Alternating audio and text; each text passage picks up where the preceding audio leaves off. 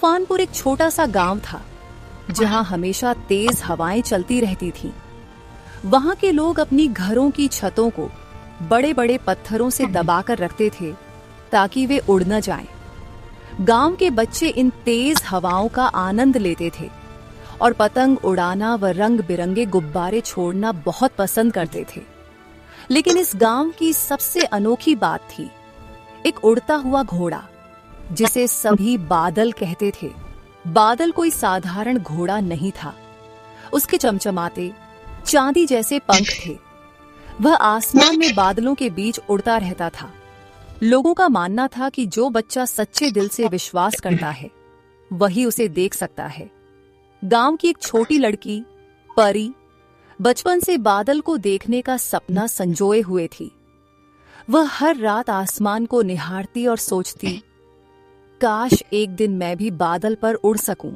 एक दिन जब भयंकर तूफान आया, तूफानपुर के पास की पहाड़ी से एक अजीब सी चमक निकली।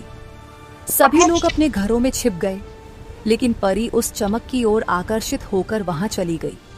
पहाड़ी पर पहुंचकर उसने देखा, बादल वहां खड़ा था, मानो उसका इंतजार कर रहा हो। उसकी आंखों में चमक थी और पीठ पर एक चमकता हुआ जीन रखा था।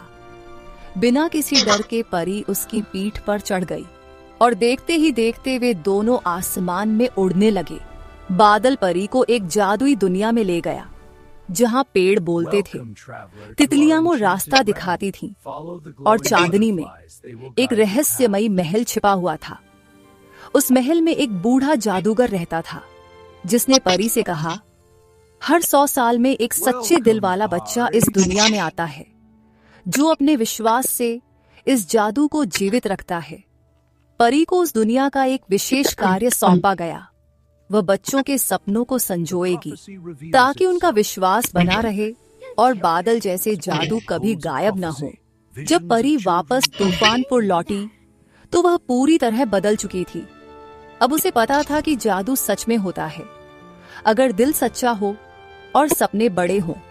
बादल अब भी उड़ता था, लेकिन केवल उन बच्चों को दिखाई देता था जो अपनी कल्पना की उड़ान को बनाए रखते थे।